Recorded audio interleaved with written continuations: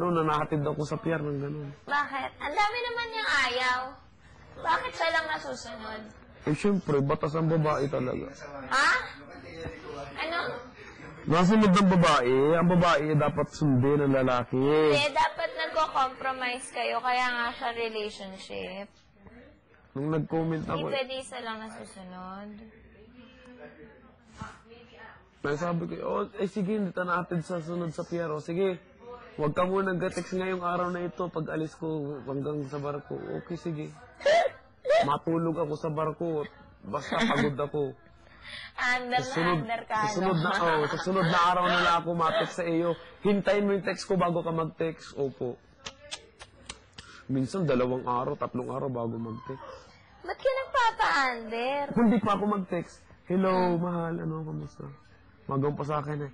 Ay, hello, ay, nakalimutan ko i-text ka. Sorry, di ako nakapagpa-load. Pero may load pala. Tinisting ko yun sa barkada ko, pre. Kunan pa rin ng burrito. Tapos i-text mo. Tapos magkunwari ka ba lalaki? Nag-text sa kanya, pag-text ko sa kanya, hi, mahal, kamusta ka? Hindi nag-text. Oo, nagtawa na lang ako na yun. Ano yan? Yung buhay ito. Anong pakilala ng friend mo? Ha? Anong pakilala ng friend mo? Basta, ang pakilala niya, Jelmar, gano'n, Jelmar. Hello, ako si Jelmar.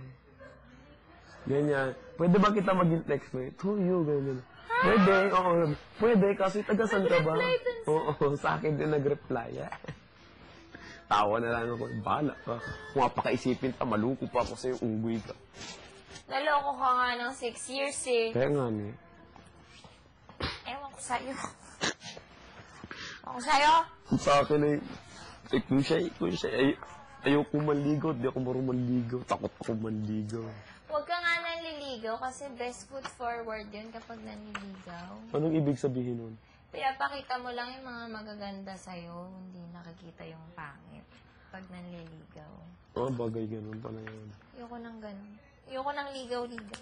Talaga? Hindi. Totoo yun. Ano nangyari? Ganun, pre, totoo yun. Hindi totoo Tapos ligaw-ligaw. pag alis niya, a month lang, pwede kang tawa. Grabe yun, sa month lang. Tapos masakit pa nun, ganito, pag tawag ko, sabi niya sa akin, hello. Sabi ko, hello, ma, kamusta? Umansari mo din natin yung tumawag ako. Hello, makipag-break na ako sa'yo. Weng. Brag. Brog. Tapos, Bakit kaya? sige,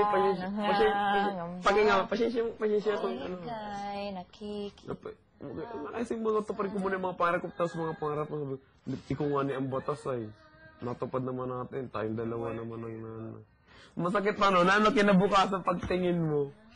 Toy, Ian, love you, mahal. I love you, babe.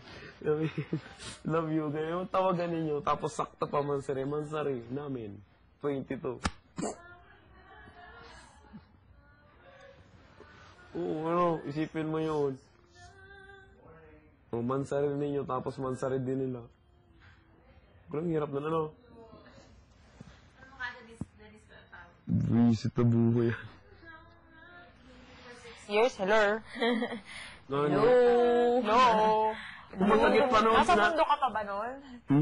Ano naiisip ko ako sa'yo, ang binoyfriend mo na lang si Peripitiw eh. Di naman friend. Kaya nga nung kinukos ko na lang. Mas okay pong girlfriend yung Peripitiw, tsaka si Asa. Tapos naman nung mga nakarabago ko pumunta dito, nag-ano sa akin sa Facebook. Kaya nag-ano sa akin sa Facebook, sabi niya sa akin, mahal na mahal niya parang ako. Tapos gumawa ng slideshow namin dalawa. Para bagang pang ng dibdib. Sabi ko, pasensya na. Mag-usap kami, kaibigan na lang. Pwede magkaibigan. Ayoko naman yung ex ko, hindi naman yung kaibigan. Sorry, nakamove on na si Tito. Ginaanan ko. Tsaka sabi ko, nagising na ako sa katotohanan. Kaibigan na lang tayo. Ayaw daw niya, love pa raw niya ako. Diyos ko! Ikaw pa mapaniwala doon, hindi ka naman minahal nun.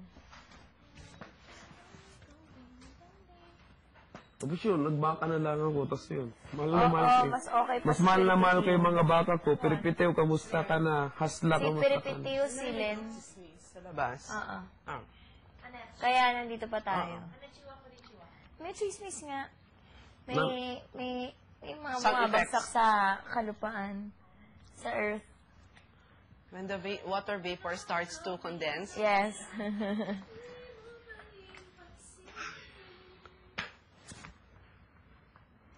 Kaya yung sabi ko, ayokong maligo ng babae.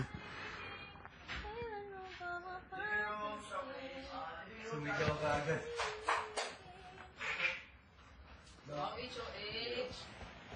Okay lang. Dito naman. Hindi. So, tayo. Oh, break set. Tinalikuran ako. Kantahan, tinalikuran ako. Tawagin ko muna sila. Sige, huwag mo muna umpisan. Lalabay. Lalabay.